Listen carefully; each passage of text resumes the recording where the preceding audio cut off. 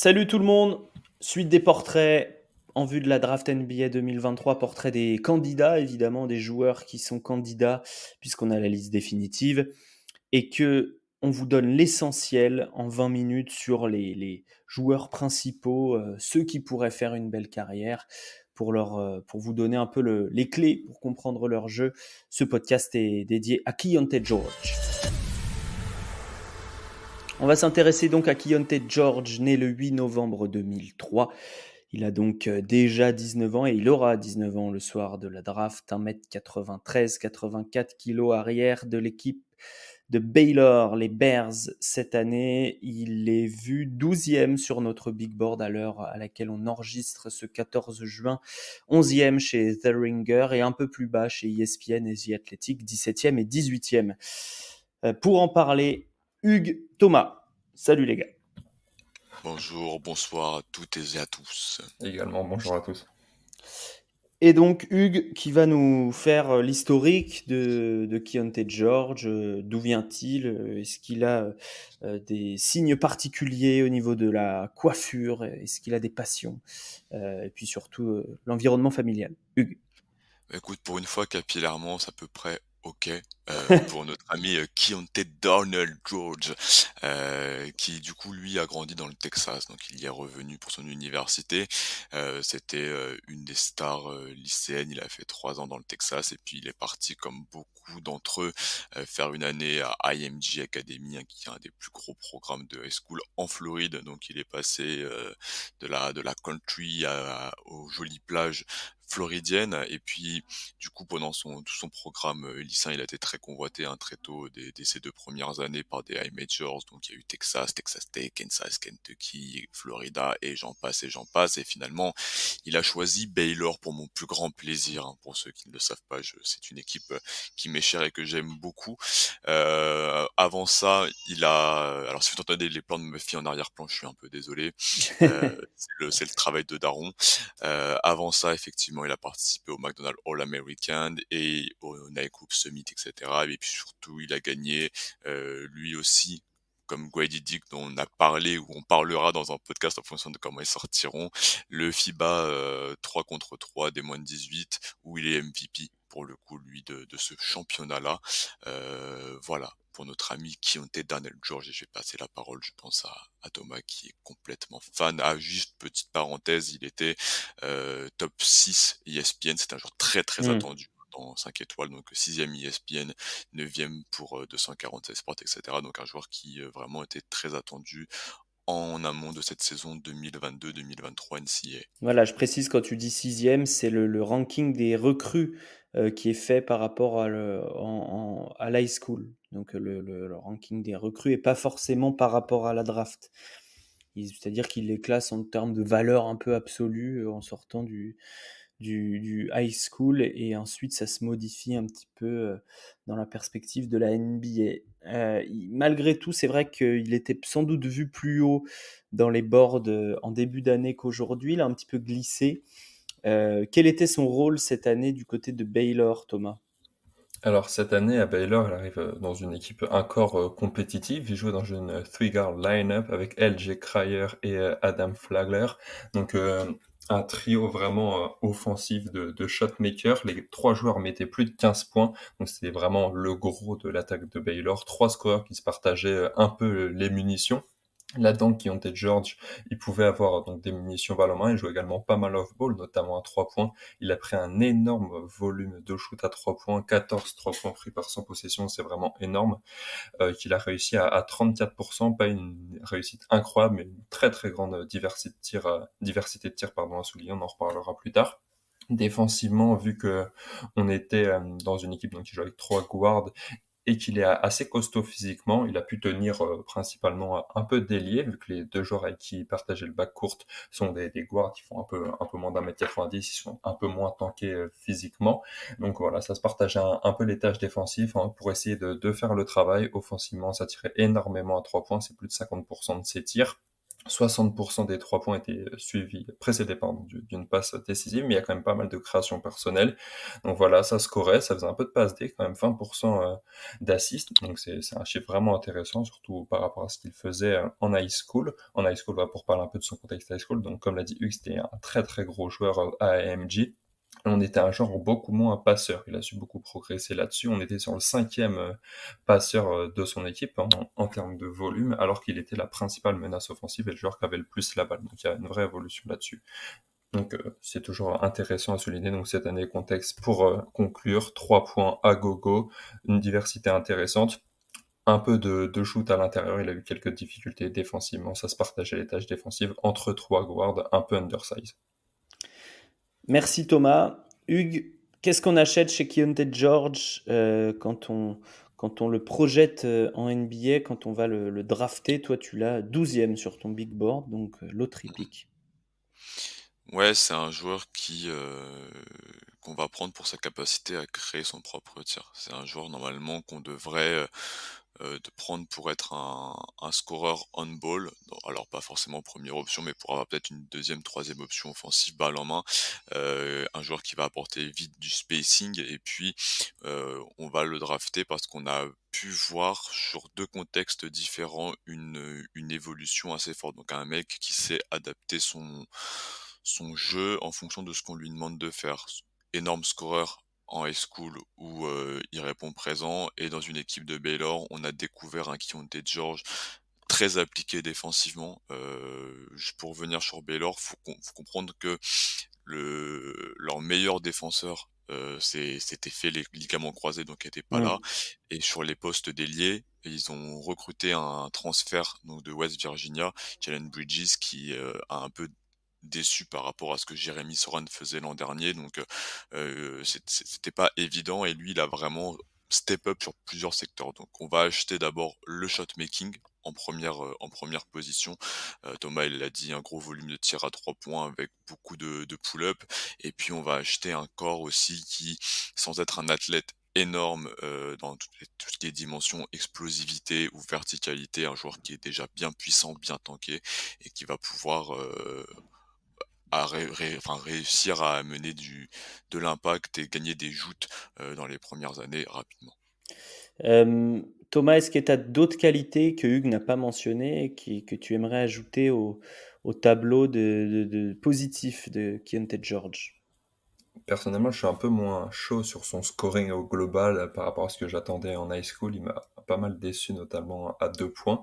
Après, sa principale qualité, comme l'a dit Hugues, c'est son 3 points et sa diversité de 3 points. On parle beaucoup quand on nomme les meilleurs shooters de cette cuvée, Brandon Miller, Jet Howard, Grady Dick, Hawkins, etc. Mais je pense que Keontae George, malgré son 35%, son 34% de réussite, ne doit pas être oublié de cette liste, car aucun des joueurs précédemment cités n'ont le bag et la diversité qu'il a à 3 points.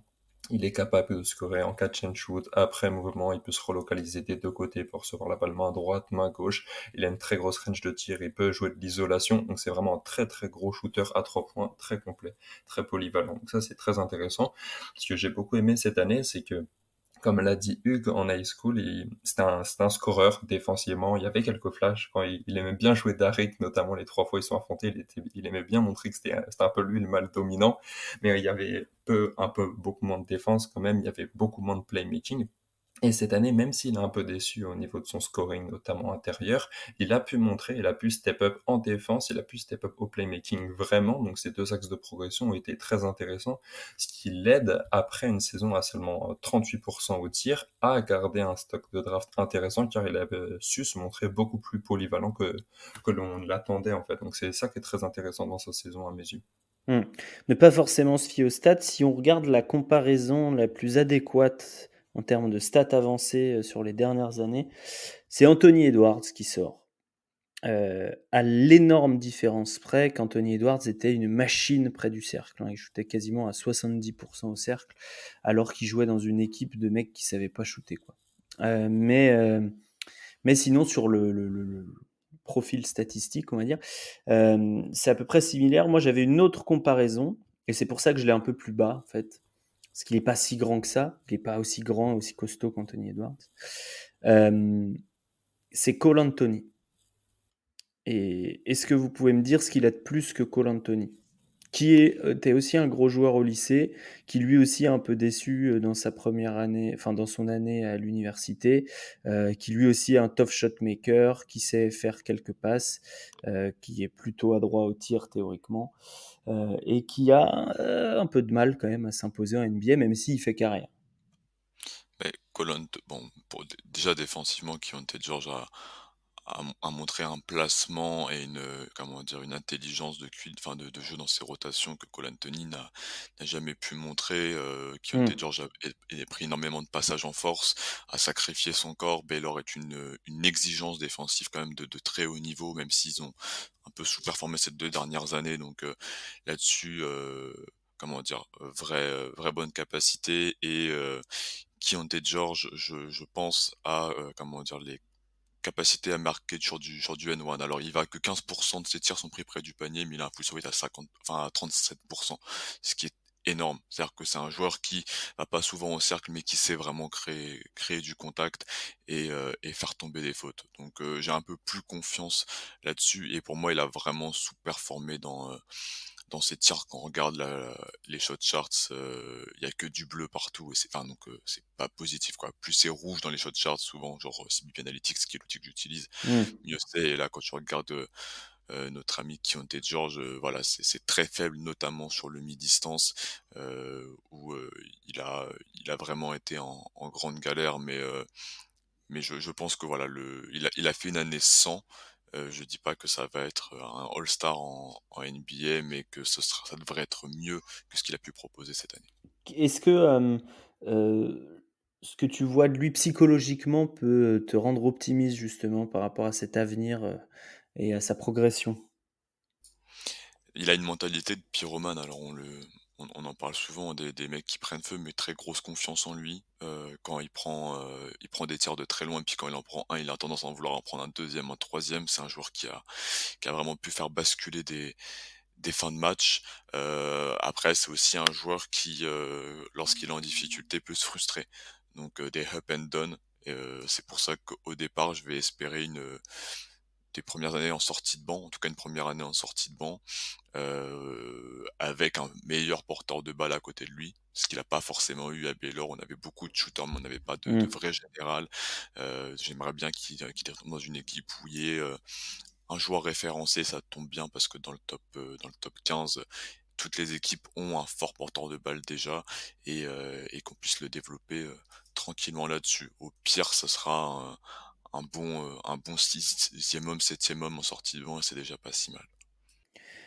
Thomas, quel skill il aura à travailler en priorité? Et si ça marche bien, quel plafond tu vois à Keyonte George? Quel genre de joueur ça peut devenir, d'ici 3, 4, 5 ans?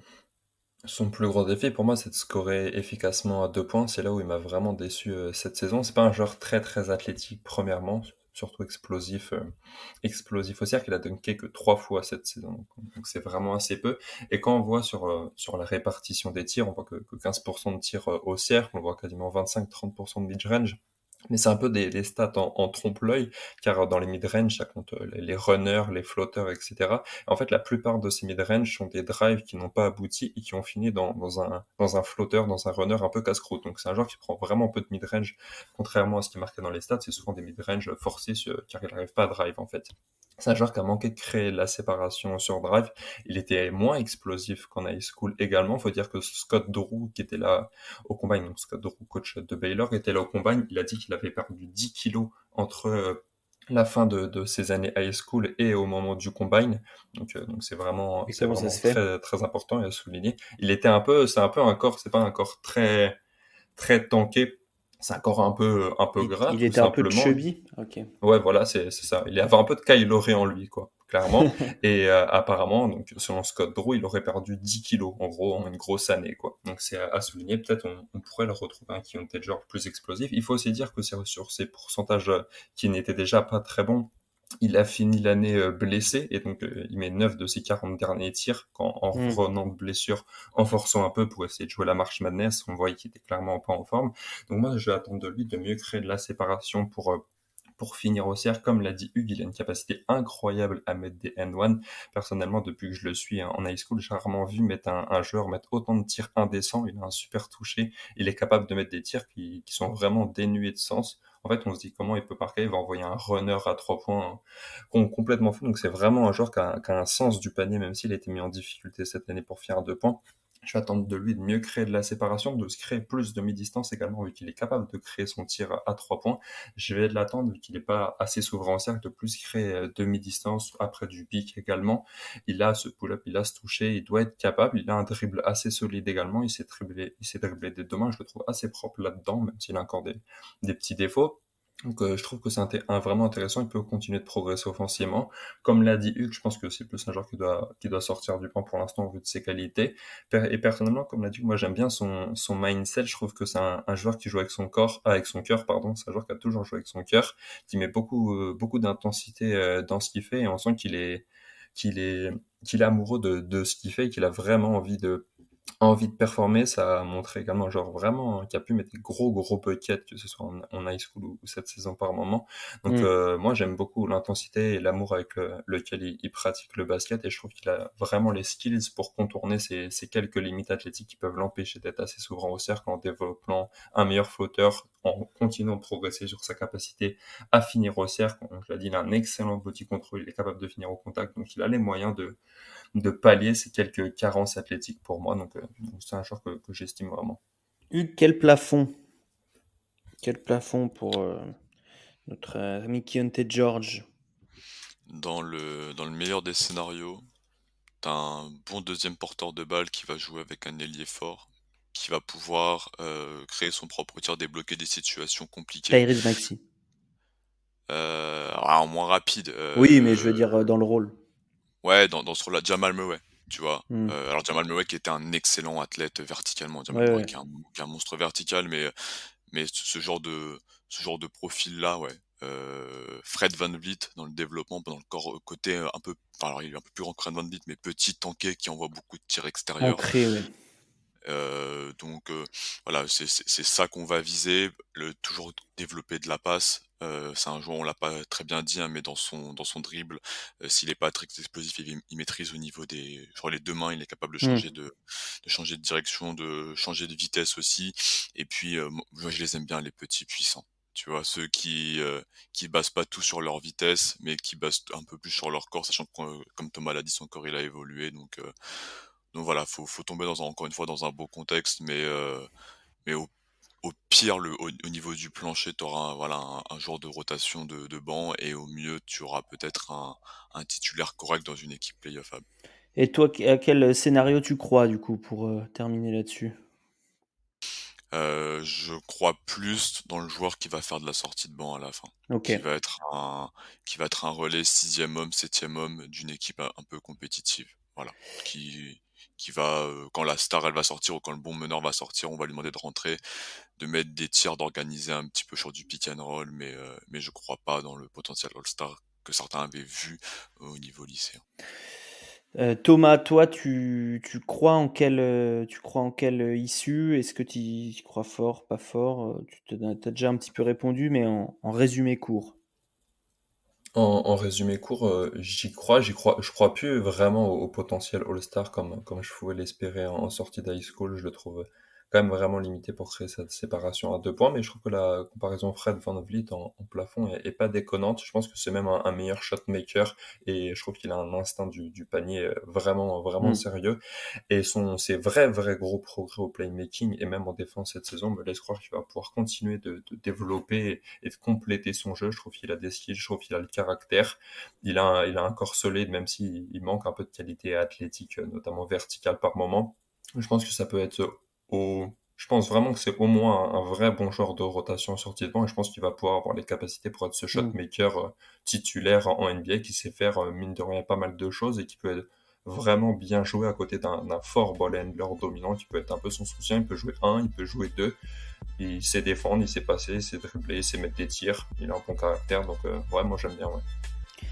Ce n'est pas juste les stats, donc Keontae George, des stats moyennes, mais un profil intéressant que nous avons dans notre loterie pour le moment.